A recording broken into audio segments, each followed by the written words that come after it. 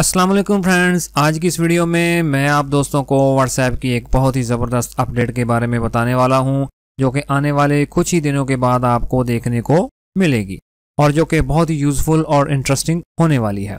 और इस अपडेट का नाम है मल्टीपल डिवाइसेस। ये फीचर फ़िलहाल डेवलपमेंट के मराहल में है। व्हाट्सएप का कहना है कि ये फीचर अगले 2 माह के अंदर अंदर एंड्रॉयड और iOS दोनों बीटा टेस्टरों के लिए शुरू होगा और इस फीचर की मदद से सार्फिन अपने व्हाट्सएप अकाउंट में 4 डिवाइसेस को लिंक कर सकेंगे और वो भी बिना इंटरनेट के। अब ये कैसे मुमकिन होगा, ये तो आने वाला वक्त ही बताएगा। और इसके अलावा यूज़र अपनी व्हाट्सएप चैट हिस्ट्री को एंड्रॉयड और iOS के दरमियान माइग्रेट भी कर पाएंगे। इसके अलावा ये भी इंकशाफ किया गया है कि वॉइस और वीडियो कॉल तमाम मुंसलिक डिवाइसेस पर काम करेंगी, यानी कि जो 4 डिवाइसेस आप लिंक करेंगे उन सब पर काम करेंगी। तो फ्रेंड, है ना ये बहुत ही इंटरेस्टिंग अपडेट जो कि कुछ ही दिनों के बाद आपको देखने को मिलेगी और आप इसको पूरा एंजॉय कर पाएंगे।